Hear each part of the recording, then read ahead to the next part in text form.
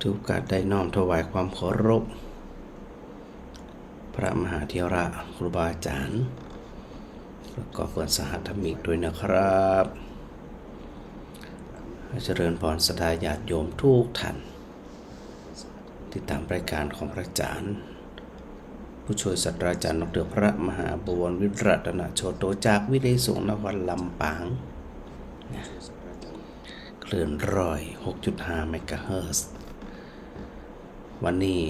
ออกอากาศที่วัดอุทุมพรนะเป็นวันพัดที่27/2568ตะคืนไปเตะงานศพป่นบ้านศพปงปุ่นเป็นแม่ของนิสิตที่เฮียนวิเลยสงฆ์นครลำปางเลยถือโอกาสไป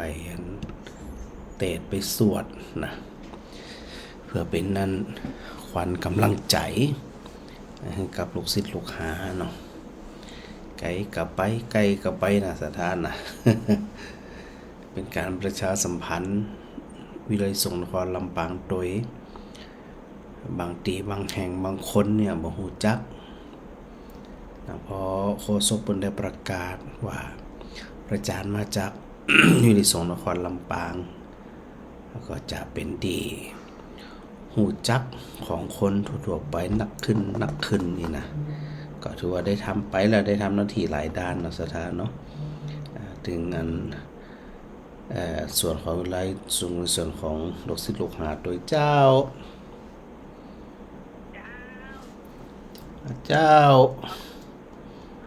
ของแท้ก็ว่าของปลอมนี่มันเนี่ยของแท้วันนี้นะของแท้แหละเจ้าวันนี้เป็นตัวเจ้าแท้แต่เป็นเจ้าแต่เป็นของเจ้าปลอมแหละตะคืนเป็นอย่างเป็นเทพก็เป็นอย่างผมไม่ได้ฟังสักคำนี่เป็นปลอมเป็นยาตะคืนเป็นอย่างเป็นเทพเป็นย้ำหัวเป็นปลอมมันกะเป็นไหนตัวจริงเป็นไหนไปเตะงานศพปั่นก่อขาปั่นละไก่รุ่นนี้ฮะแม่ของนิสิตแม่ของลูกศิษย์ลูกหาเสียก็เลยไปเตะเป็นความกำลังใจไปในนามของวิเลยสงฆ์นครลำปางทั้งหมดทั้งมวลนะกะดอกว่าเขาขยันนี่วันนี้อย่างวันที่ก็เป็นเพลงตรงเดียวก็เป็นเทพเอา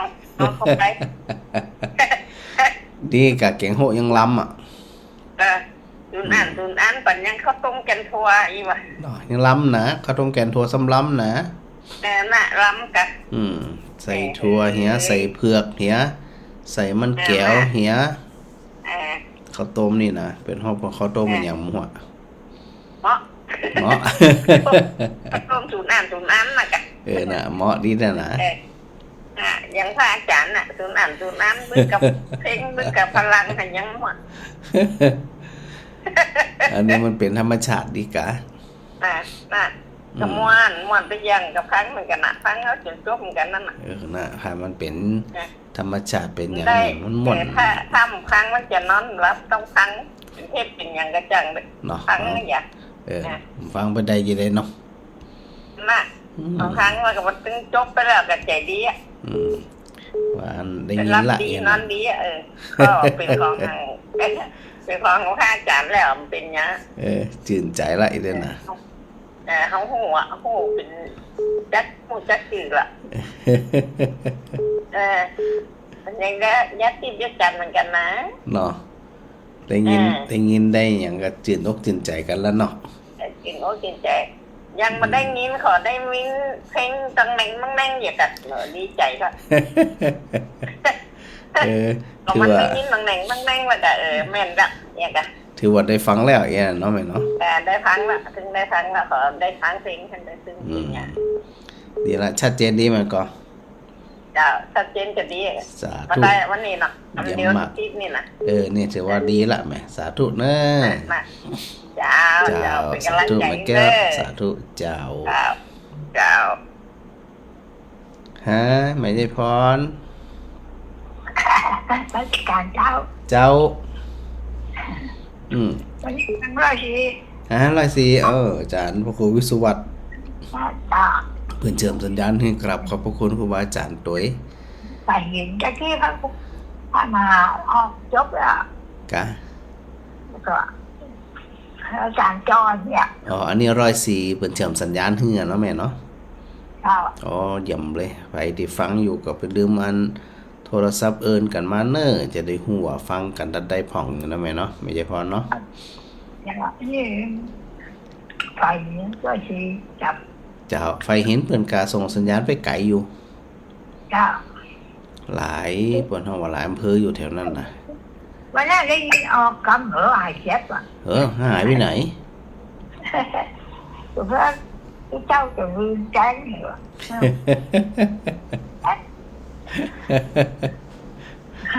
เป็นหยังอ่ะวันนี้ออกรายการสดนี่ก็วันนี้แหม เจ้า เจ้าได้ยินชัดดีนะ จังเนาะเจ้า เจ้าสาธุ เจ้า สาธุสาธุเจ้า ไม่ซื้อมาเลย เหมือนกันอยู่ดีมีสุขเจ้า ไม่ได้เจ็บเลยเลยเลยค่ะ เจ้า ไม่ได้นักทีมีโดยช้าครับเดี๋ยวไปมาเบิร์น เจ้าสาธุแม่พรสาธุสาธุเจ้า ว้าวมาสการจ้ะ เจ้า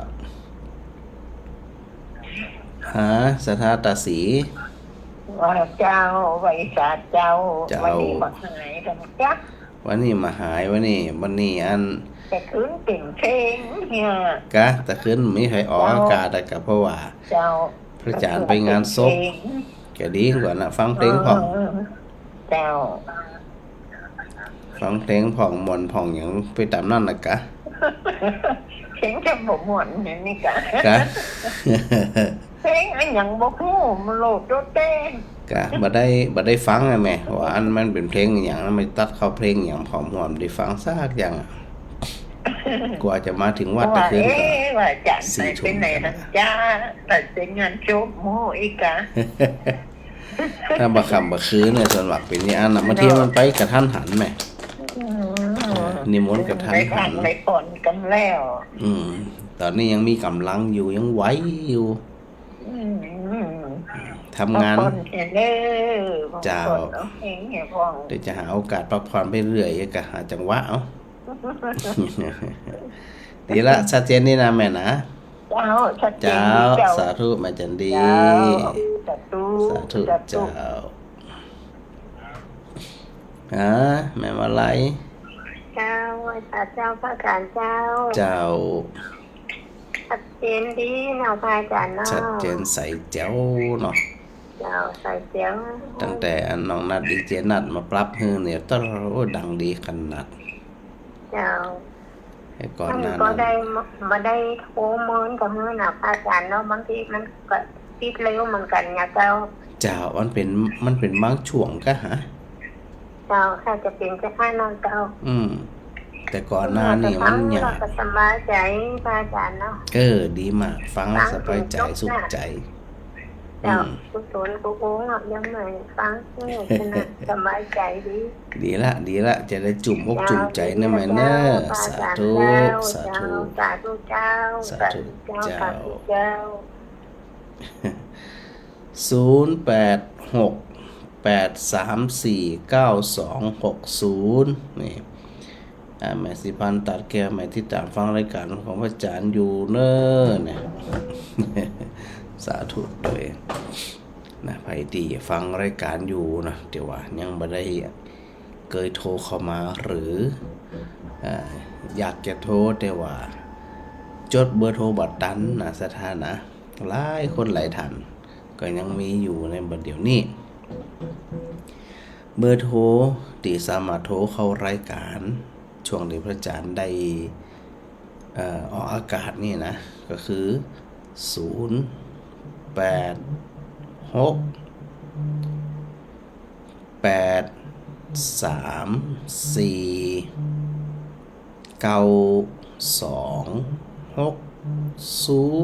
ทำกำเนอะ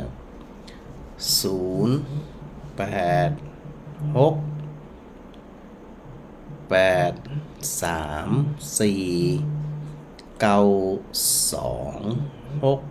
0นะสถาตกหัวจ้าง เจ้า เจ้า เสียงหนังสือทวนผลแม่ได้ทวนละกัง จะได้ตัวกะ ได้ทวนละกัง ตะคืนแหละ เจ้า ตะคืนเนี่ยไปงานวัดตาวิมลเลยไปงานขาวดำ เจ้า เจ้าเลยมีเวลานำปาสราสวดสกรรม วันนี้ของแต่เลยแหละ แต่กะวันนี้แต่เลยจะแต่เล่นแต่ กินดูแม่น่ะเนาะแม่ยังก็แม่ซุกแม่อย่างนะที่บ้านตาสีนะ แม่จันดี แม่จันดีสุดยอดนั้นน่ะนะ ขอเพลงลุงโบก็สุดยอดเลยน่ะนะ กะ จะธรรมดาเลย เป็นความสุขของเพื่อนก็สูงอายุดีแล้วเจ้า แต่ก่อนนี่มีแต่สาววัยรุ่นนะขอเพลงเดียว เนาะ สาววัยรุ่นเหรียญน้อยเนาะโอ้โหลุงโบ มีความสุขดีแม่ดีละมีความสุขเป็น เจ้า ตนตั้งตัว เจ้ามันดีนะ อย่าง กะ นั้นตู้ลุงว่าอย่างไงตู้ลุงได้ พระอาจารย์สงสารอยู่ไปเหี่ยวเนี่ยอู้ก็ผีหันเบอนี่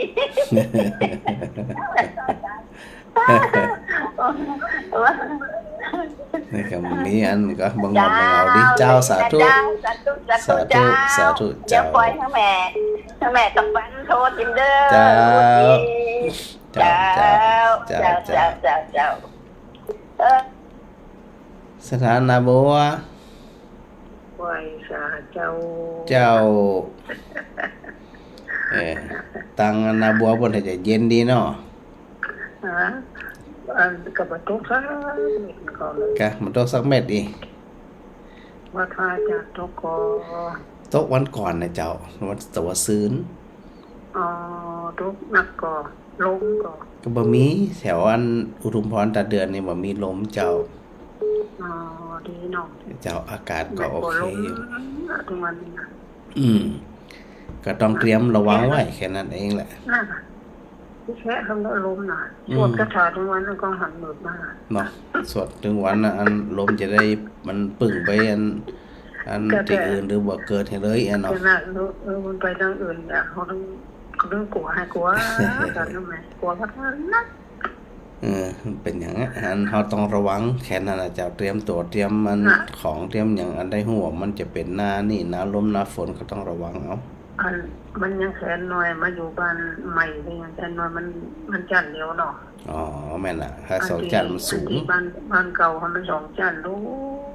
ถ้าผมตกลงมาอยู่ลุมแพะอยู่จันลุมแพะกลัว เจ้ามันเป็นอย่างนั้นล่ะกระแตนก็ระวังไว้แค่นั้นเองนะแม่เนอะ เดี๋ยวกับปีเอาคัดเอาลงเนี่ยมานอนมันเนี่ยเนี่ย กะสบายใจเนาะแม่เนาะ สบายใจเป็น นี่ ห่ว ล่ะ งดิ เจ้าสาธุเนอะแม่ไหล ไว้ใจเจ้าเป็นกำลังใจ สาธุสาธุเจ้า ตามอยู่เสมอ เจ้าสาธุเจ้า แม่พิมพ์เห็นแม่พิมพ์โทรเข้ามาโทรมาใหม่เลยแม่พิมพ์เนอะ เอาละเดี๋ยวเนอะแม่ติ๋มบ้านอุโมงค์มาก่อนนี่ฮะแม่ติ๋ม กับภาษาเจ้าท่านอาจารย์ เจ้า เมื่อเราได้ฟังท่านเนาะ กะเหมือนแล้วกะอันบอกอันจารย์พระครูวิศวัตรอันเปิดในก็เชื่อมสัญญาณให้มันขนาดน่ะ เจ้า เพิ่นนั้นเดี๋ยวก็เชื่อมต้องกราบขอบพระคุณบนตัว ก็ท่านยังไปแอววัดป่าหินป้อง บ่ได้ไปถึงบ่ได้ไปไหนเจ้า งานหนักเนาะ เจ้าการในการนอกการราชงานหลวง ก็ถึงได้อยู่ได้ยางอีไผว่าทุกเจ้าสบายเนาะ แต่กะนี่เรามาอยู่เป็นตัวเจ้าพอกะ ผู้ที่เขาว่านะเขายังลงไปบวชเนาะ แม่นมาเลยไฟมันจะห้ามหรอ ท่านสบายดีกว่าเจ้า สบายดีแม่สบายดีเลยทีเดียวละสุขภาพแข็งแรงดี เจ้าเดี๋ยวอันตั้งพูดก็ชัดเจนดีนะแม่ติ๋มเนาะ เจ้าวัดป่าหินนะเจ้า เจ้าวัดไฟหิน104เนาะ เจ้า สาธุแม่ติ๋ม เจ้ากราบไหว้ศาลนะเจ้า สาธุเจ้า เจ้า สถาบันอุโมงค์ ฮะแม่อ้อย เป็นได้เหรอนั่นดับไปเรียบร้อยอันแม่พิมพ์โทรมาตะกี้ตั้งได้เหรอโทรมาใหม่เนอะพอดีจังหวะบางทีมันไม่ได้จังหวะเนาะหน้าฟ้าหน้าฝนสถานก็ต้องระวังเหมือนกันนะต้องระวังเอาว่าอันยังที่จะเก็บจะเคลียร์อันยังที่จะดูแลเนาะจงระวังไว้เป็นฟ้าเป็นฝนลำที่หูเจ้าแม่อ้อย กรรมนมัสการเจ้า เจ้า เป็นวัดที่มาพอวันที่ตรงวันที่วันพักที่นี่ วันนี้วันพระที่27นี่แม่นมันอะ แม่ย่ากินอย่าก ะ ย่ากินไปขายปลูกนั่นกะ อ๋อหนูอยากกินเมื่อคืนปดึกเดินกลางคืนอยากกินอยู่อีก ไม่ได้ อยากขาย อันย่าไปขายผูกมาเจ้านั่นกะ เจ้า วันนี้เก่งบอนนี่ กะเกี่ยมขวาเกี่ยมหยัง แค่หมู นี่ละอันท อันวัดจ่าเมื่อกี้กับป้ากันเนาะวัดทาวิมลเนาะ ำมันวัดมันแคบละคนมันหนักเสียงบึ้งหัวเสียงดนตรีหลายวง โอ้ดนตรีสปาสเตจเนาะ เครื่องเสียงมันหนักดังเดินบึกอ่ะ จังก้อนกับนับ เจ้า แต่ที่นี่แม่ก็ไปหัวกำมันน่ะ กะอาจารย์ก็ไปแวบหนึ่งไปเสร็จเรียบร้อยแล้วไปงานขอดำขอขาปุ่น ไปอันพอนั่นกะไปคนเดียวกับมาคนเดียวฝั่งไม่อยากกับเขาขายปลูกอย่าง อัน เจ้า ข้ามหัวหันกำเดียวนั่นกะ ตามหัวกับเดียวเนาะ เป็นอย่างรถทีมก็รถเคียง เอารถที่มันกับไปใช้รถเครื่องเนาะ อ๋อ ลูกนี้ไปใช้รถเครื่องรุ่นนี้ กะไกลหันน่ะนะแม่เนาะ ดีละ จนไปรถเครื่องกับแม่ไป อ๋อ เวลาเขาใครมามันได้เขาก็มาให้ แม่นเอาไปเองมาเองนี่นะ เขาไปก็เขานี่มันโอ้เขาไปกินเหล้ากินนี่กันแม่ก็เลยไปก็เขา เจ้า ไปคนเดียวนี่ ดีละไงนี่สาธุเนอ การนมัสการเนี่ยเป็นกำลังใจให้เจ้า เจ้าสาธุเจ้า เจ้า ฮะแม่น้อย แล้วไปสาเจ้าอาจารย์ เจ้า ในฟังอยู่เนอะ ฟังเจ้าวันนี้พี่สวดก่อน ไปสวนมาแล้วเจ้า อ๋อดีละสุขใจนี่เป็นกิจวัตรประจำวัน เจ้า เปิดไปหู แม่ กำลั แม่ งใจ ว่าจะตะคืนมันเป็นเงินรับอยู่เนาะ ได้สวดนี่จะจำโอ้จางจะจ อ๋อจะคืนติดงานพระจันทร์ติดงานตัวอย่างตัวเริ่มมาได้ไปปาสถาสวด เอาเลิกสะดวกเลิกงามยามดีเนี่ยกะเลิกได้เลิกสะดวกเลิกได้พร้อมเลิกนั่นถือว่าเป็นเลิกอันเป็นมงคลเป็นเลิกดีนะเจ้าดีละชัดเจนนี่นะแม่นะ ำเจ้าจัดเจนแต่พระอาจารย์ สา จัด ธุ เจนจัดดีเจ้า เจ้าสาธุเจ้าแม่ กำลังใจเนอะพระอาจารย์เนอะ สาธุแม่น้อย สาธุ เจ้า เจ้า ไว้ตาเจ้าสาธุเจ้า หาแม่สี เจ้านักการเจ้าก็สารเจ้า เจ้า ไอ้ที่สามท่าน ติดตามถึงวันนะ เจ้า เดี๋ยวหาสถานีทุกเจ้าก็จะหนีผ่องนี่เนี่ยแต่สำหรับทุกเจ้าจะหนีมัน ด้วยภาระหน้าที่แล้วก็การงานสปาสปันเจ้ามันเป็นอย่างปั๊บไปตามนั้นนะแม่เนี่ยสบายใจเจ็บก็ได้สุขก็ได้ยังก็ได้นะเขามีความสุขฟังแล้วสุขใจจินใจเบาใจโปร่งใจนี่นะดีขนาดเลยนะชัดเจนดีอยู่แล้วก็เกินยังนี่มันได้ดีละจะได้กับโมทนาด้วยเนอเจ้าสาธุเจ้า อาจารย์จะให้สาธุภาพไปเรื่อง สาธุ วันกับฮ้อนบางวันกับเย็นเจ้า ขอบคุณจะหลายเจ้า เจ้า เจ้าสาธุเจ้า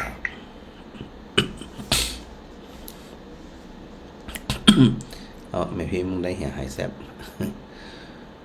วันพรุ่งนี้ช่วงบ่ายโมงไปประชุมคณะสงฆ์ของมันอปตเนาะอปท ก็คืออ่อนก็หน่วยอบรมประจำหน่วยอบรมประชาชนประจำตำบล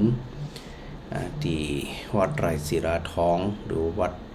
ไตรเนาะพระครูอันสถิตเป็นเจ้าอาวาสนะก็ได้นัดหมายเพื่อที่จะไปหารือของคณะสงฆ์ในวันพรุ่งนี้นะวันพรุ่งนี้นะส่วนวันมะรืนนี้วันที่1อาจารย์ก็กินข้าวง่ายสักขวายน้อย8 โมงครึ่ง9 โมงโดยประมาณเนี้ยก็จะต้องเดินทางเข้ากรุงเทพนะแล้วก็ไปพักกรุงเทพ1 คืนเพื่อที่จะไปรับพระราชทานรางวัลเสาเสมาธรรมจักร คำสมเด็จพระเทพ นะเพราะว่าต้องไปก่อนเนาะไปก่อน1 จังหวะวันที่อัน2 ช่วงบ่ายก็จะต้องไปประชุมเชิงปฏิบัติการที่ศูนย์ราชการแล้วก็หับแต่เนี่ยเป็นวันที่3 ช่วงบ่ายจากสมเด็จพระเทพที่วัดปทุมวนารามก็จะเสร็จกับหัวเสร็จกี่โมงวันที่3นี่นะถ้าเสร็จ5 โมงกับปิก5 โมงกว่าจะมาถึงบ้านเฮากับที่1ที่2ที่3กันนะสถานนะในวันนั้นวันที่3นั่นเนี่ยพอมาแล้วก็มาพักที่วัดอุทุมพรแล้วก็วันที่5ประมาณบ่ายโมงโดยประมาณนะก็จะมีพิธีต้อนรับแล้วก็เป็นการสวดเชียมงคลคาถาก็คือสวดเชียนโตเพื่อความเป็นสิริมงคลนะเพื่ออันพระท่องว่าเป็นกำลังใจนะแสดงมุทิตาจิตแสดงความยินดีที่วัดพระแก้วดอนเตาสุชาดารามมี2 ตนนะพระครูสิริรัตนโสภิตแล้วก็พระอาจารย์2 ตนที่ไปรับมาปีนี้นะต่างวัฒนธรรมมันก็อยากจะทำตัวอย่างตัวเนี่ยก็เลยอันต้องตอนรับแล้วก็ทำพิธีที่พระอุโบสถวัดพระแก้วดอนเตาพอเสร็จเรียบร้อยพระสงฆ์ก็ประมาณสัก10 รูปโดยประมาณเนาะพระสงฆ์พระเถระครูบาอาจารย์นะที่เปิ้นได้มีเมตตานะมาสวดเชียนโตก็มีจังฟ้อนจากต่างตาเดือเนี่ยไป2 ชุด 2 ชุดก่อนนะอาจารย์ก็เลยว่า2 ชุดก่อนสัก20 คนในกะส่วนสถาญาติโยมคนใดที่จะสะดวกไปร่วมแสดงมุทิตาด้วยก็ไปได้เลยนะสถานะบ่ได้ห้ามนะยกเป็นคนบ่สะดวกเนาะคนบ่สะดวกแล้วก็หลายคนหลายท่านก็ได้แจ้งวัตถุประสงค์ว่าจะนำไปเลี้ยงนะอาจจะเป็นข้าวต้มขนมเป็นอย่างนี้เป็นที่มันกินง่ายจ้ะอย่างขนมจีบเป็นซาลาเปาเป็นอย่างมื้อเนี้ยนะแล้วก็ว่าสถาไปแล้วก็หิวกันเนี่ยแต่บ่มีเรื่องเข้านะเนื่องจากว่ามันกำลังหลังเขาทอดใหม่ๆนี่นะแต่จะมีหน้ามีอย่างเพื่อรองรับสถาญาติโยมนะตั้งแต่เดือนนี่ก็จะไปหลายอยู่ส่วนสถาที่ฟังรายการของพระอาจารย์ท่านใดที่สะดวกหรืออยู่ไกลก็ไปนะไปเก็บภาพเก็บหยังทักทายกันคำหันนะที่วัดพระแก้วดอนเตาต่อแล้วก็เสร็จเรียบร้อยพระอาจารย์ก็จะเดินทางมาที่วัดอุทุมพรส่วนวัดอุทุมพรเนี่ยมีพิธีในการต้อนรับเตือนำเสาเสมาธรรมจักรมาประดิษฐานมาตั้งไว้ที่ในวิหารของวัดอุทุมพรปนห้องว่าเพื่อสมพระเกียรติเนาะสถานเนาะจะได้หมู่เฮาท่านทั้งหลายเนี่ยมีโอกาสได้ต้อนรับได้ชื่นชมว่าสมเด็จพระเทพเป็นได้พระราชทานรางวัลเสาเสมาธรรมจักรแก่ผู้ที่ทำประโยชน์ต่อสังคมทำประโยชน์ต่อพระพุทธศาสนานี่นะดังนั้นในวันที่5เนี่ยสถานเนี่ยวันที่5เริ่มสักบ่ายโมงเป็นต้นไปนะไปสะดวกก็ไปหรือใครจะเอาอย่างไปเลี้ยงกันก็ แจ้งพระอาจารย์กำหนึ่ง จะเป็นข้าวต้มข้าวนมจะเป็นขนมจีบเป็นหยังหมูเนี่ยเอาที่กินง่ายๆเนาะแจกจ่ายกันแบ่งปันกันแต่ว่าแจ้งพระอาจารย์กำหนึ่งจะได้ประกาศอนุโมทนาเราก็จะได้หูจำนวนตัวเนาะแล้วก็น้ำนะเดี๋ยวก็ดูกันกำหนึ่งได้หูกับปหลวงแล้วก็สถาญาติโยมตัวนะส่วนสถานที่ฟังรายการก็แจ้งพระอาจารย์ก่อนก็แล้วกันนะสถานนะจะได้หูเนาะว่าเฮามีอะไรอย่างไปเลี้ยงไปแบ่งไปปันอะไรอย่างกันท่านถึงพอเหมาะพอดีนะถึงมีความเหมาะสมแค่นั้นล่ะก็ถือว่าอันเป็นการนั้นเป็นห้องวัดถวายเกียรติตัวนะเป็นการถวายมุทิตาสักการะตัวนะเวลาเฮาได้แสดงความสักการะแสดงความดีอกดีใจปลื้มใจที่ได้รับรางวัลในลักษณะแบบนี้เนาะสถานเนาะก็ต้องทำคุณประโยชน์อย่างชัดเจนนะเป็นรูปธรรมแล้วก็ทำมาเมินด้วยนะสถานนะจริงๆเนี่ยพระสงฆ์พระมหาเถระหลายๆรูปเปิ้นก็มีคุณสมบัติอยู่นะสถานนะหลายรูปเปิ้นก็บ่ได้เสนอส่งไปเนาะบ่ได้เสนอชื่อไปบ่ได้ส่งไปหลายรูปเปิ้นก็บ่ฮู้ว่าจะส่งแก่ใดหยังแก่ใดนะดังนั้นเนี่ยในส่วนของการรับพระราชทานเสาเสมาธรรมจักรก็ถือว่าเป็นเกียรติแก่ผู้ได้รับพระราชทานจากพระองค์สมเด็จพระเทพพระกนิษฐาธิราชเจ้าเนี่ยก็ทุกๆปีเนาะสถานเนาะส่วนพระอาจารย์ก็ไปรับวันที่1เดินทางวันที่1วันฮือเนี่ยกะเร็วเหมือนกันนะวันเวลาเนี่ยนะวันฮือเนี่ยเร็วแตะเอาไปก็ไปนอน2คืนแล้วก็ปิกคืนนั่นเลยถ้าจะนอนคืนนึงก็เก่งว่ามันจะกว่าจะเดินทางวันที่4มาถึงวันที่5เนี่ยเพราะวันที่4ช่วงบ่ายพระอาจารย์มีนัดประชุมคณะกรรมการกำหนดราคากลางในการก่อสร้างที่วินิสงนครลำปางโดยก็เกรงว่ามันจะชุกละหุกหรือว่ามาบัดตันเนาะก็จะต้องหีบมาแบ่งมาก็คือบัดจะว่าหีบถึงขนาดว่าแต่บีแต่บันมากับมาปกตินี่แหละนะสถานนะมาปกติเดินตามปกติธรรมดานี่แหละดังนั้นเนี่ยสถานที่จะมีอย่างไปเลี้ยงไปอย่างจะแจ้งพระอาจารย์กำเนสถานเนี่ยมีการแจ้งพระอาจารย์กำหนึ่งเนาะสาธุตัวเนอโยมแอลแสดงความยินดีหลวงหน้ากับพระอาจารย์ที่ได้รับพระราชทานเสาเสมาธรรมจักรนะพอมีความพร้อมอย่างเรียบร้อยก็ค่อยมาฉลองที่วัดอุดมพรบ้านตาเดือฉลองหลายอย่างกันนะสถานะตอนนี้เทปืนก็เทไปละ1ครั้งละมันมีทั้งหมด4ครั้ง4ด้านพระอาจารย์ก็เทไปแล้ว1ด้านแล้วก็แหมด้าน1ด้านที่2ก็กำลังวัดระดับนะเทปูนเนาะดูแล้วก็จื่นใจนะติดเทแล้วเนี่ยมาดูว่ามันเป็นเรียบร้อยดูเป็นสัดเป็นส่วนดูแล้วเหมือนเนี่ยบริเวณวัดกว้างขึ้นแหมนะในความรู้สึกนะเพราะว่าเทเป็นแผ่นเดียวกันเนาะเป็นแผ่นเดียวกันเป็นอันเดียวกันก็เลยดูดีดูงามก็คาดว่าประมาณสัก3วัน4วันนะถ้าสมมติเราเปิดทำที่1 2แหม6วันโดยเข้าใจว่าจะอันนะ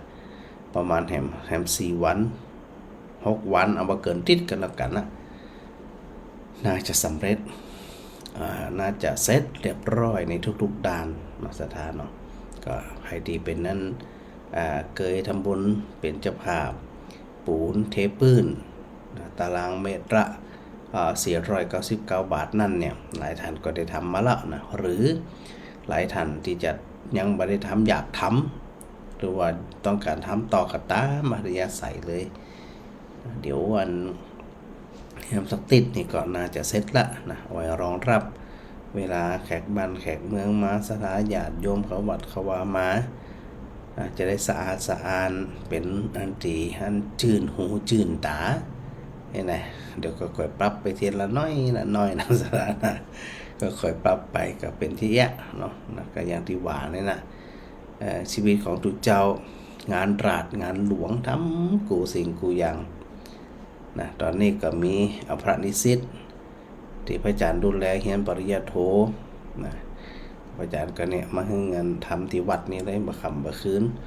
บางคืนมันก็กว่าจะปิกกันก็ประมาณ4 ทุ่ม 5 ทุ่มพระอาจารย์จะได้ขนาบเพราะมันอยู่ไกลเนี่ยเอาขนาบได้อันเสร็จแล้วยังอันนี้ทำเลยยัง ถ้ามันอยู่ไกลหูไกลตาเฮาหัวมันงานมันคืบหน้าไปจะได้อ่ะอันนี้พระอาจารย์กะเนี่ยบ่ฮือไปไหนเลยเนี่ย เอาเนี่ยเอาจนอันคือมันแล้วเป็นเรื่องละรายงานหึสาบตัวอีนะก็มีความปรารถนาดีที่จะให้พระนิสิตลูกศิษย์ลูกหาเนี่ยได้มีความก้าวหน้าในเรื่องของการทำงานวิจัยในการทำวิทยานิพนธ์ก็ตามในการทำสาระนิพนธ์ก็ตามคืองานวิจัยนั่นเองละอันนี้ก็ถือว่าได้ทำนะสถานนะเดี๋ยวนี้ก็ทำกันท่านนะ อยู่ทางนอกเนี่ยมันก็หลายภาระหน้าที่นะพอเขาทำเขาเข้าใจไอ้อย่างต่างๆแล้วมันก็เลยดูเหมือนว่าได้เป็นประโยชน์ไปย้ำต่อลูกศิษย์ลูกหานี่นะแล้วบางทีลูกศิษย์ลูกหาเปิ้นบอกคล่องเนาะเปิ้นบอกคล่องเปิ้นบอกเข้าใจเขาจะเดินทางเดินจะได้เนี่ยจะได้อย่างจะได้นะ ในที่ของพระอาจารย์ก็ในฐานะที่เป็นครูบาอาจารย์ก็จะต้องโดยพออย่างพอว่าอันเป็นจะได้พอเนี่ยไปถึงไหนพองที่นะงานมันจะได้คืบหน้าอันมันตึงบ่คืบหน้านะสถานนะไหลแตะไปนั่นนะ ก็ทำไปเอาละในวันนี้นะพระอาจารย์เดี๋ยวพอดีโทรมาพอดีเลยแม่สุแก้วก้าวนมัสการเจ้าฟังอยู่เจ้าฟังอยู่อันนี้ของแต่เราไม่ของแต่เจ้าแต่เหรอ เจ้าบอมเนาะใจบอมสักหน่อยเลยไปเมื่อคืนมาได้เอาเทปแห้งใส่เจ้าว่าเป็นเจ้าฟังได้อยู่น่ะก็ฟังได้ม่วนนะพระอาจารย์ว่านะเจ้าฟังแล้วครับก็จะได้ใจเองเจ้าฟังอันหูแขหูเป็นรายการธรรมะก็จื่นใจละเจ้าสบายใจดีเนาะเจ้าชัดเจนดีนะแม่ฟังอัน104กับอันFacebook อ่ะทั้ง2อย่างเลยเจ้า ดีละสาธุเลยมันได้ปะกันกับเตี่ยเจ้าท่านว่ามาหรอกนั่นน่ะมันจังไม่มาแต่ละปีแล้วก็ไปดับปูนเจ้าเนาะยำไปเนาะเจ้าจะหาโอกาสอยู่เต็มหัววันใดอ่ะเจ้ามาถึง3บ้านเลยยังมาแต่ละปีละปูนเนาะเอาไปพดกันเต็มที่เลยเนาะเจ้าเอาไปซื้อท้าที่ลำพูนนะเจ้าไปฉันเพนที่ลำพูนแหละเจ้านี่ละสาธุโดยแม่เจ้าแม่สุแก้ว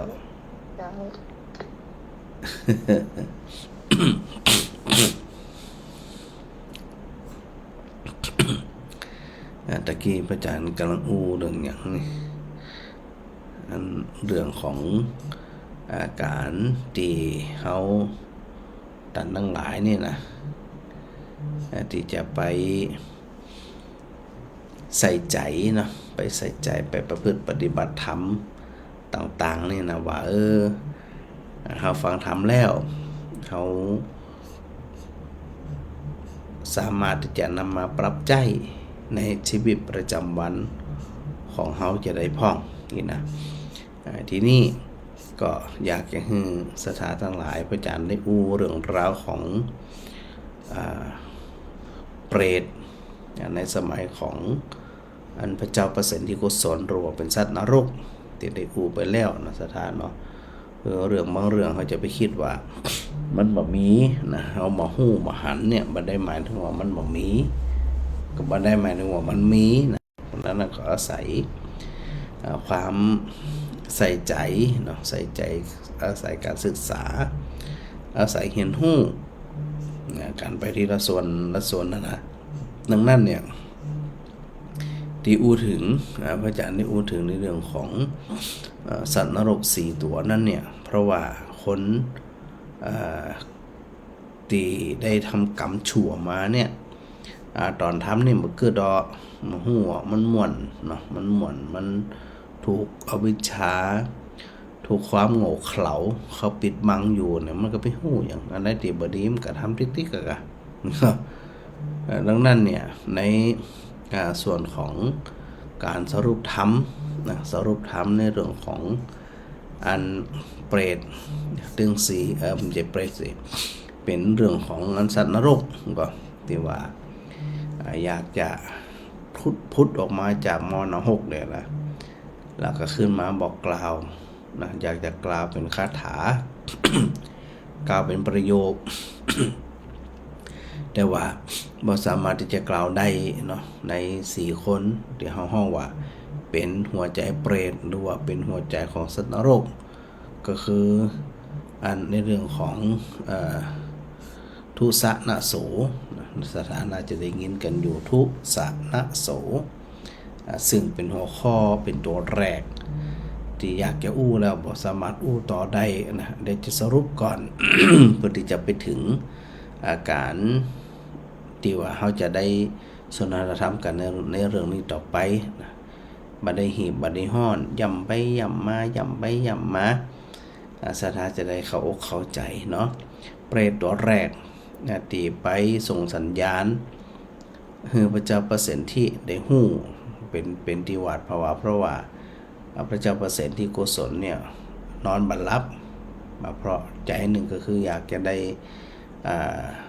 เมียของเจ้าบ้านมาเป็นของตัวเก่าใจหนึ่งก็ไขหึงแจงกระวนกระวายนะกระวนกระวายสปะนะพออันนอนบัลลับมันก็สะดุ้งตื่นกันกึ่งรับกึ่งตื่นก็ได้ฝันหรือว่าได้ยินเสียงนะได้ยินเสียงดังกระดาษในคำแรกก็คือคำว่าทุซึ่งมาจากคำว่าทุชีวิตะทุชีวิตะมะชีวิมหาเยสโนนาทธามหาเสวิชัพมานิสุโภเคสุทีปังนากรรมอัตโนติอันเนี้ยสัตว์นรกตัวแรกเนี่ยอยากจะอู้ก็อันแปลเป็นภาษาไทยเนี่ยนะอันนี้เป็นพระดำรัสของพระพุทธเจ้าอัน ตีเพิ่นจะอธิบายต่อไปแต่ว่าอันที่พระอาจารย์อู้ถึงเนี่ยเป็นคำของเปรตเป็นคำของสัตว์นรกนะแปลเป็นที่ว่าเฮาท่านทั้งหลายเมื่อโภคะมีอยู่เมื่อทรัพย์สมบัติมีอยู่เนี่ยเฮาบ่เคยถวายทานเฮาบ่เคยทำบุญเลยบ่ได้ทำที่พึ่งแก่ตัวเก่าแล้วก็หมู่เฮาทั้งหลายในจึกจักมีชีวิตดีลำบากอยากเข็น คือต้องการที่จะมาประกาศบอกกล่าวนั่นแหละว่าอันตอนที่เขามีชีวิตอยู่ในเมืองคนนั้นเนี่ยเขานอกจากบ่ฮึงตานมารักษาศีลมาทำคุณงามความดีแล้วเขาทั้งหลายก็ยังทำชั่วอยู่มาตลอดนี่นะจึงส่งผลให้เขาเนี่ยอยู่ในนรกมกไหมถึงอัน 60,000 ปีก่อนนี่นะซึ่งพระพุทธเจ้าพระองค์ก็ได้ตรัสบอกพระเจ้าเปอร์เซ็นต์ที่ว่าบ่มีเหตุภัยอย่างกับพระองค์เลยแต่ว่าสัตว์นรกเนี่ยต้องการที่จะเปล่งออกมาให้คนในโลกเนี่ยได้ฮู้ว่ามันเป็นจะได้เนาะส่วนสัตว์นรกตัวที่2ก็เปล่งเป็นภาษาบาลีเป็นเปล่งเป็นอุทานคาถาเนี่ยนะว่าสัตถีวัสสหัสสานิปริปุณานิสัพพโสนิระเยปัจจะมานานังกาธาอันโตภวิสติส่วนตัวที่3ก็เปล่งว่านัตติอันโตโกโตอันโตนาอันโตปฏิทิสติตตาหิปกตังปาปังมามะตุยหันจะมาริสาส่วนเปรตตัวที่4ก็คือโสหังนุนะอิโตคันตวาโยนิงรัฐานะมานุสิงวะทันยูศีลสัมปันโนกหามิกุสลังพหุนติแปลเป็นภาษาไทยก็คืออย่างเมื่อเฮาทั้งหลายหมายถึงสัตว์นรกนี่นะถูกไฟไหม้เจ้าไหม้เย็นไหม้ตลอดเนี่ยอยู่ในโลหะกุมพีนรกถึง 60,000 ปี เมื่อใดเนาะสีสิ้นสุดจะปรากฏก็คือเมื่อใดมันจะจบกันให้เศรษฐีนี่นะแล้วก็เป็นต่อไปก็อยากจะอู้เหมือนกันว่าท่านทั้งหลายนะที่สุดก็คือความสิ้นสุดของความลำบากที่อยู่ในโลหะกัมพีร์นั่นเนี่ยบ่มีที่สุดจะมีแต่ที่ไหนที่สุดจะบ่ปรากฏเลยเพราะกรรมชั่วที่เฮาท่านทั้งหลายได้กระทำไว้แล้วในการก่อนนั้นเนี่ยกรรมที่เฮาได้อู้กันอยู่เสมอว่าเฮาบ่หันก็จริงแต่ว่าพร้อมที่จะส่งผลถ้าเหตุปัจจัยมันพร้อมเฮาจะไปคิดว่าคนนั้นบ่ฮู้คนนี้บ่หันเขาคิดที่อีบ่ได้ในฐานะที่เป็นชาวพุทธเนี่ยนะจะอยู่หน้าก็ตามจะอยู่หลังก็ตามต่อหน้าก็ดีรับหลังก็ดีจะว่ามีอะไรอย่างที่จะยากให้ตัวเองเนี่ยนำไปสู่สภาพความเป็นผู้ที่มีจิตใจตกต่ำแล้วก็นำไปสู่อบายภูมิได้เลยดังนั้นเนี่ยเขาก็จะต้องอาศัยตัวสติปัญญาของเขาเนี่ยนะได้หาโอกาสเนาะว่าอันไหนดีอันไหนบ่ดีอันไหนควรทำอันไหนบ่ควรทำเนี่ยเขาก็ไตร่ตรองมันเข้าใจมันหูคิงมันนี่นะเขาจะได้บ่ทุกข์บ่โศกเนาะแล้วก็ตัวสุดท้ายก็บอกว่าเฮาจะพ้นจากมรณะนี้แล้วนะถ้ามีโอกาสได้เกิดเป็นมนุษย์แล้วเฮาจะเป็นคนที่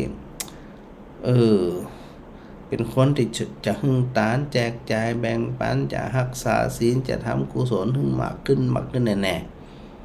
ๆอันนี้เปล่งตอนที่ตัวเองอยู่ในน้ำมรณะอ่ะแล้วเมื่อไรจะพ้นใจเนี่ยอยากจะพ้นขนาดละคือใจเนี่ยพอหูตัวเก่าว่าอดีตตัวเก่าลงมรณะเนี่ยเพราะตัวเองบ่เคยแบ่งปันชอบเอารัดเอาเปรียบชอบข่มขู่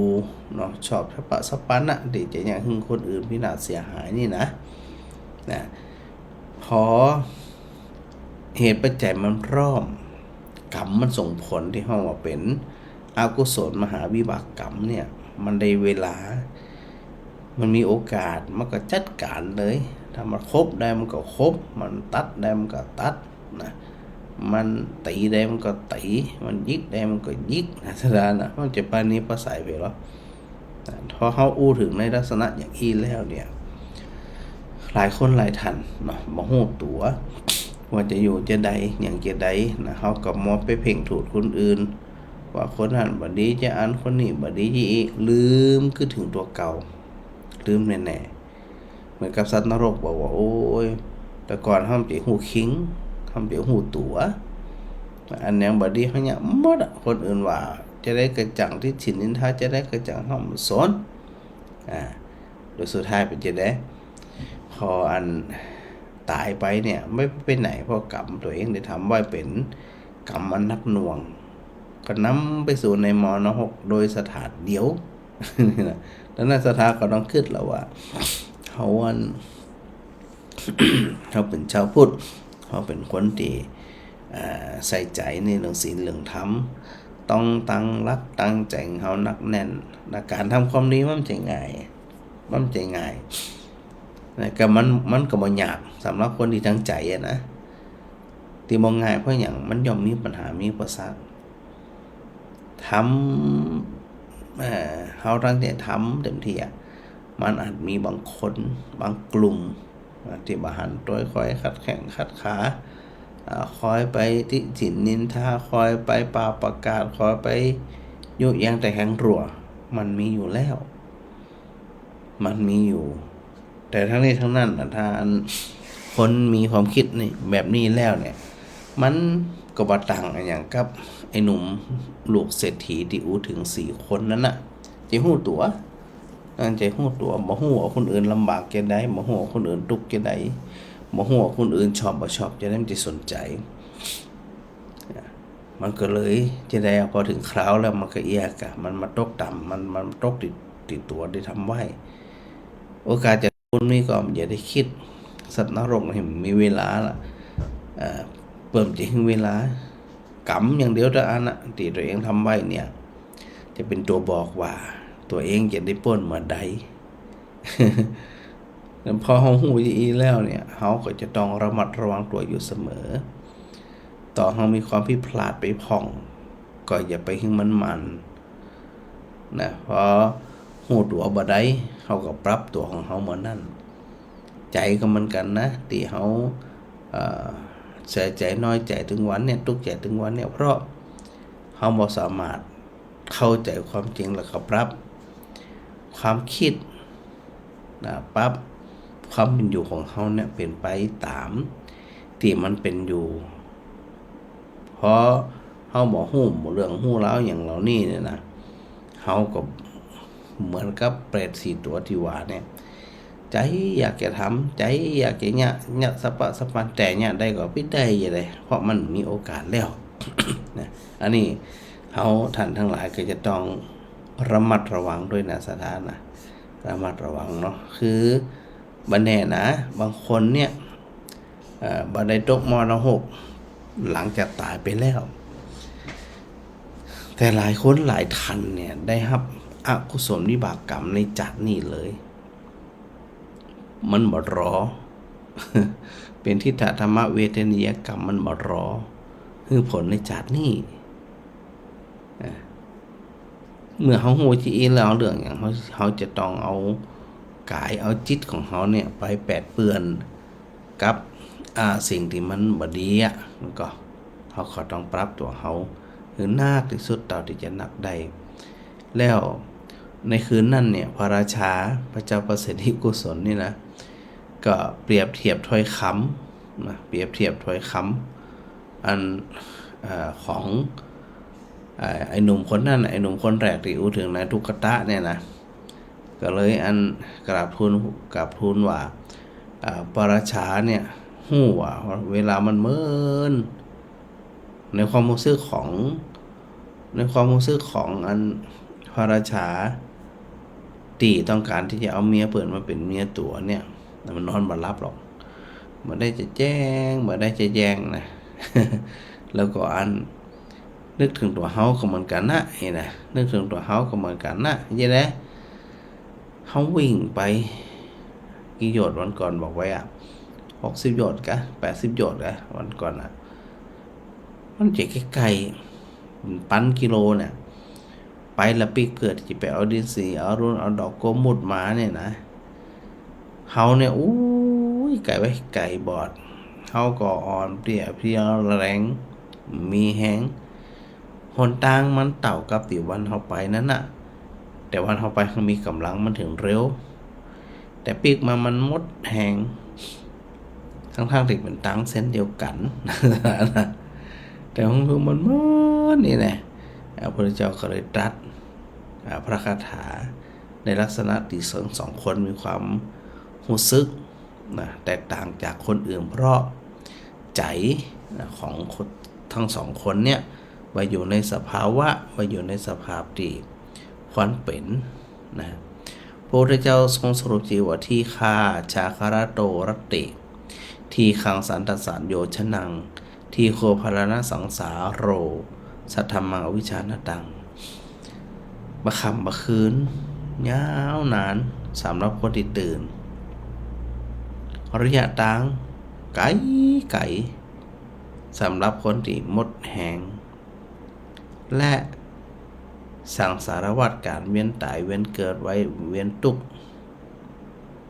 จะบ่มีแก่ครูเมื่อเห็นธรรมเลยโอ้โหถือว่ายาวนานถือว่าเมินเลยนะสถานะมันเมินเลยนะแล้วนั่นมันก็เลยบอกว่าอันคนที่คิดว่าอันวันเวลาเนี่ยมันมีสำหรับมันเมินสำหรับคนที่ตื่นอยู่เนี่ยนะมันจะเป็นจะได้ผลว่าคนที่ขี้ข้าน ขี้ข้านก็ทำตัวของเองนี่เป็นหมูเป็นเหยื่อแกหมูเลือดนอนเกรงเกิกอยู่ตลอดจนตะวันขึ้นนี่นะคนกลุ่มนี้จะถือว่าเมื่อคืนมันเหมินนานนะหมูเลือดมันก็กินกัดกินติ๊กๆแล้วจะแจ้งมันจะแจ้งนี่นะ2ผู้เสพกามบริโภคชาโภชนะดีๆแล้วอยู่บนที่นอนอันเป็นสิริ ย่อมบ่ฮู้ว่าอันนี้หมายถึงว่าอันบ่ฮู้ว่าเป็นนั้นราตรีมันเหมือนมีความรู้สึกว่าราตรีมันสั้น กำเดียวกับแจงกำเดียวกับแจงนี่นะมีอยู่2ประเภทที่พระอาจารย์บอกมันปินกันไปคือคนที่คิดว่าวันเวลามันเร็วก็คือมีอยู่2คน2กลุ่มหนึ่งก็คืออันขี้ข้านนอนวันค่ำคืนหงนะใครนอนมันเมินแห่งคนก็คือคนที่อันมีทรัพย์สมบัติหนักมีความเป็นอยู่ดีๆที่นอนอ่อนๆหนุ่มดีๆนี่นะมื้อนี้จะบ่ฮู้ว่าวันเวลามันเนี่ยมันเหมือนมันนานคิดว่ากำเดียวอย่างมากำเดียวแจ้งละแล้วก็ส่วนคนที่รู้สึกว่าบักขับมาขึ้นมันเหมือนนะ1พระโยคาวจรผู้เริ่มทำความเพียรตลอดคืนอย่างนั้นลงคือผู้ปฏิบัติธรรมตั้งใจที่จะปฏิบัติธรรมขึ้นหุ่งจนรุ่งสางเนี่ยจะมีความรู้สึกว่าราตรีหรือว่าบ่คืนมันยังมาเหมือนว่านี่นะกลุ่มที่2พระธรรมกถึกแสดงธรรมตลอดคืนพระธรรมกถึกผู้แสดงธรรมก็มันยังแจ้งทักเตือแต่เราแต่แฮมนี่นะ แล้วก็3คนที่ฟังธรรมอยู่นะพอคนที่ฟังธรรมอยู่ก็ยังว่าที่มันเมินไปมันก็อิดมันก็อ่อนเนาะสถานเนาะก็เลยรู้สึกว่าเหมือนว่าคืนในการฟังธรรมนะแล้วก็แฮมกลุ่มหนึ่งก็คือคนที่มีโรคไข้เจ็บ นะคนที่มีโรคไข้เจ็บอยู่กับตัวเป็นโรคเงี้ยจางเตออิดนะว่าค่ำเมื่อคืนมันสิสัมหารหรอกไข้มันแจ้งขนาดนะเจ็บปวดรวดร้าวทุกทรมานในค่ำคืนนั่นก็ไข้แจ้งอันเนี้ยปฐมวันเวลามันเหมือนส่วนแฮมกลุ่มนั่นก็คือคนที่เดินทางไกลเดินทางตลอดคืนย่อมฮู้ว่าราตรีนั่นเนี่ยมันเหมือน สันหาจะเป็นกลุ่มใดล่ะจะเป็นกลุ่มที่อันเมื่อคืนมันเร็วหรือว่าเมื่อคืนมันจ้านะอันนี้พระพุทธเจ้าในรัสแสดงหมู่พระเจ้าประสิทธิโกศลก็ดีพระนามมาริกาก็ดีนายตุกตะก็ดีตลอดถึงสาธญาติโยมทั้งหลายที่มาฟังธรรมในวันนั้นนะพอเข้าใจแล้วก็เลยว่ามันเป็นที่รู้นะแล้วพระพุทธเจ้าก็ตรัสสรุปด้วยว่าคนผาน คนผานเนี่ยนะเกิดมาที่จะบทำประโยชน์กับตัวเองและจะบทำประโยชน์ถึงเกิดกับคนอื่นอันไหนบดีเนี่ยมันทำกรรมบดีเนี่ยมันว่าอันยังบดีมันกึด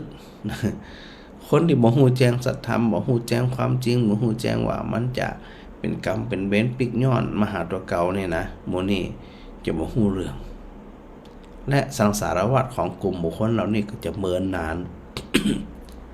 เพราะเวียนตายเวียนเกิดการที่จะฮือการเวียนว่ายตายเกิดของเขานี่มันสั้นลงกับวิธีหยังตัด โดยวิธีตัดเท่านั้นถ้าจะไปยืดไปอย่างมันได้ละตัดก็คือจะได้หาโอกาสตัดเรื่องราวหรือความรู้สึกที่มันเกิดขึ้นอันยังก็ตามความโกรธความเกลียดความโลภความหลงเกิดขึ้นพอมีสติหู้เท่าทันมันสามารถที่จะวางได้เลยตัดเลยพอตัดมันเข้ามันก็เคยชินแล้วกับมีผลนี่กับเฮาเหมือนกับเฮาทะเลาะวิวาทนี่กะทะเลาะวิวาททอดจบต่างคนต่างจบกันไปเหียมันก็จบกันเหียแต่ถ้าอยากจะเอาชนะกันค้านบ่ได้ย้อมบ่ได้ยังบ่ได้สปนว่าเป็นกลุ่มบุคคลที่บ่ฮู้พระสัทธรรมความจริงของชีวิตมันก็เวียนว่ายตายเกิดอยู่ร่ำไปนะแล้วก็สถาตอนลองคิดคนเดียวก็แล้วกันว่ามันควรจะเป็นจะได้ว่าเฮาจะไปตัด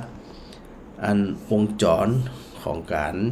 เวียนตายเวียนเกิดเนี่ยเป็นจะได้เหมือนใดอย่างเมื่อใดนะอันนี้เราต้องคิดเองนะสถานเนาะคิดเองเข้าใจเองประพฤติปฏิบัติเองมันถึงจะฮู้มันถึงจะเข้าใจ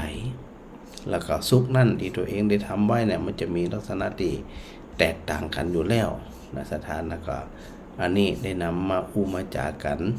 ในวันนี้เนาะสถานเนาะ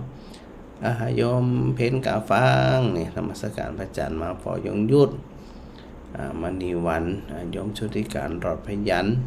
แม่พิสมัยสีเทพธรรมรงค์นะ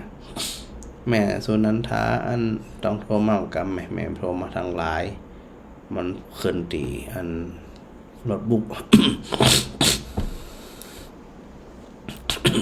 ต้องโทรมาทางไลน์กับคือมันขึ้นตีมือถือขึ้นได้ก่อนเนาะหลายคนหลายท่านที่โทรเข้ามาตะกี้นั่นนะต้องอันใหม่ยังใหม่เนอะมันโทรเอา แม่มาลีโดยแม่ขจรแม่พิมพ์โดยนะแต่ตีมาข้างๆอยู่นี่นะจะได้ก็อันมันพิมพ์มากันละกันคือมันขึ้นนี่แม่มาลีขึ้นละแม่สุนันทาบัดได้ขึ้นตะกี้เจ้าแม่นมัสการเจ้าอาจารย์เจ้า อนุโมทนาสาธุเจ้าได้ทำมาเหมาะหลักเนี่ยเขาน้อยหนึ่ง เจ้าแบ่งกันคนละกึ่งเจ้าเมื่อกี้หันแม่สุนันทาโทรมาอยู่เจ้าชีวิตเปลี่ยนสุขกว่าจะพ้นทุกข์เนาะเจ้าพระอาจารย์โอ้ยมันยังง่ายตราบใดที่ยังเกิดเป็นบุรุษชนอยู่เว้นใดเป็นเกิดอยู่เนี่ยมันจะมีสุขอย่างนั้นเจ้าถูกแก่บีบคั้นความเจ็บไข้บีบคั้นความตายบีบคั้นเจ้าแม่นน่ะสิ่งแวดล้อมแหมละกันเรื่องไม่เรื่องนะแหมนอกกว่าจะทำใจได้เนาะแต่เฮาพูดตันก็ได้นะเจ้าพระอาจารย์เดี๋ยวนี้แม่โยมแม่ของตันพูดตันแล้วมันปุ๊บเลยอ่ะเจ้าเอามาระงับปุ๊บเจ้าตัดออกเลยเจ้าสบายใจจะตายเฮานานแล้วมันลงเจ้าพระอาจารย์ลงเลยสวะไปจากไปชีวิตตัวไปตัวมันเขาก็มาบอกตัวเก่าแล้วจะไปสู้กับเขาเสียงอะไรอย่างกับเขาอีเนาะ เสียเวลาอากาศจะเสียเวลาแต่อย่างพระอาจารย์วานนะคำนำคำสอนของพุทธองค์เนาะนั่นเวลาเขาก็น้อยลงไปติ๊กๆไปเสียเวลามันนั่นตอนนี้เขามีกำลังสติปัญญานี่กะเจ้าก็สาธุด้วยนะสาธุขอผ่านนะเจ้าพระอาจารย์เจ้าสาธุเช่นเดียวกันเนอะเจ้าสาธุเจ้าแม่ยายพรจะไปหับเสียงเสามาจักเจ้าไปหับเสาเสมาธรรมจักรจากสมเด็จพระเทพที่กรุงเทพเจ้าวันที่3แล้วก็มีอันตอนทับเบาๆวันที่5นายก็ขออนุโมทนาจนนะขอบคุณจัดหลายเจ้าจื่นอกจื่นใจได้รับของประเทศเพื่อประโยชน์เนาะเปิ่นคัดเลือกกันอยู่แม่จ้าดีละสาธุลองจ้าขอบคุณจันนักเนอะดีไม่ชกแน่เจ้านะจนเต้านะพอละสปันปีเนาะเจ้าสาธุสาธุเจ้าแม่สุนันทาการนมัสการเจ้าอาจารย์โทรไลน์มาตะกี้มันขึ้นที่โทรศัพท์สักกำพูดถึงสาธุกันนะเจ้าอาจารย์เจ้าไปอยู่9วันที่5นี่ไปกับเจ้าเดี๋ยวโยมแม่จะเอาก๋วยเตี๋ยวแห้งไปเจ้าน่ะเอาแห้งๆไปกระแดะมันจะได้ง่ายพอไปเพราะว่าเดี๋ยวมันจะถ้าเป็นน้ำเนี่ยมันจะต้องใส่ถ้วยใส่จานบ่ลุกปุ๊กปักมั้งเจ้าเดี๋ยวโยมแม่จะก๋วยเตี๋ยวแห้งไปเจ้าได้เลยสาธุโดยกว่าจะถึงวันนั้นคงจะมีหลายเจ้าภาพอยู่เจ้าสาธุเจ้าแม่สุนันทารวมทุกครั้งนะแม่มาลียมมันพลพิษเนาะสถาตังอันปุ่นทำไมบุญยืนตัว ตั้งปุ่นนะรวมกันแม่กับหลายคนนะหลายไปหลายมาเดี๋ยวแจ้งพระอาจารย์กำเนิดไปเอาอย่างไปจะได้นะแม่บุญเย็นมันบ่ขึ้นสักกำแม่ต้องโทรมาใหม่แม่พิสมัยเขื่อนคำแสนขออภัยศรีเทพธรรมรงค์นะโยมความสุขโยธินแม่บุญเย็นเจ้าแม่เจ้านมัสการพระอาจารย์เจ้า จะไปกรุงเทพวันที่หยัง ไปวันฮื้อวันที่1อ๋อ เจ้า แล้วกลับมาตังยังไง เจ้าจะปิกมาวันที่3นั่นน่ะถ้ามีสะดวกจะได้ก็จะมาวันที่3นั่นน่ะเจ้าแม่บอกจวนเขาเราวันที่5ว่าจะไป2คนกับ3คนมาเลยสถาอันต่างสีหมดเก่าปากันมาหลายๆก็ได้ใกล้นี่มันได้เนาะอย่างนี้รถก็เดินไป สีหมดเก่าหนองยางหนองเจริญสารดอนใกล้จะตายเจ้าลูกนี่มานี่เนาะ ดีละอันเดียวอันจวนไอ้ประธานมาด้วยประธานเนี่ยใครจะไปแต่เขาจะไปแต่หมู่เขาน้อยแม่ก็จะหารถไปเจ้าเดี๋ยวหมู่ประธานถ้าไผมาเดี๋ยวพระจันทร์จะหักคะแนน มันงานมันไหวใจว่างนะว่าอาจารย์เจ้าประธานสังดาวนะงานยังโหงานเพื่อสังคมเนี่ยเรื่องผมต้องอู้ถึงอาจารย์ทุกคนดีละจะได้กับอันนั้นน้อยไหมเนาะปะกันเนอะเจ้าสาธุแม่เจ้าสาธุเจ้าการทักทายเสร็จกันเนอะอันปีบวกคำพิชัยวงศ์ยมต้อยชลิดาแม่กาบสีขันแก้วนะแม่ตองแม่บัวตองอินสุวรรณแม่กุลประณีสิพลางนะแม่กุลจะไปลืมเนอะนะโยมมีรศักดิ์สาธุโดยแม่อัญชันมงจังเงินแม่สามสอนยศเสนาแม่สมสอนยศเสนาแม่อุไรกันกองนะกันโยมชุติมนสาวคำเนาะแล้วก็อันแม่บัวทองทาแก้วนะแล้วก็แม่สุนันทากาดีนะหลายคนหลายท่านแล้วก็ขอบคุณทุกท่านด้วยเนอะที่ได้อันติดตามรายการกันมาโดยตลอดแล้วก็หลายคนหลายท่านตึงแชร์ตึงกดไลค์กดอย่างต่างๆเนี่ยต้องขอบคุณอย่างยิ่งในแต่ละคนแต่ละท่านด้วยเนาะถือว่าเป็นกำลังใจในการที่จะนำสารธรรมมาสู่ร่วมสนทนากับศรัทธาญาติโยมโดยปกติของทุกวัน 20:00 ถึง 4:00 นะแต่ว่าช่วงหลังๆนี่งานมันรัดตัวอาจจะจัดชั่วโมงแรกเป็นรายการสดส่วนชั่วโมงที่2อาจจะเป็นเทปเนาะสถานเนาะปรับปะจิเอะบักเครียดกับมันนะสถานนะถ้าเขาเอาอยู่ถูกกลางไปตลอดเนี่ยบางทีงานด้านอื่นมันก็จะพร่องลงเขาก็ปรับเอาว่าอันนี้ทำเวลานี้อันนี้ทำเวลานี้แบ่งเวลากันนะทำด้วยความสุข เนาะสถานเนาะขอขอทนาอยู่ดีมีสุขกุคนเนอร์หรือมาได้กราบขอบคุณครูบาอาจารย์ทุกตนด้วยนะครับถวายความเคารพครับ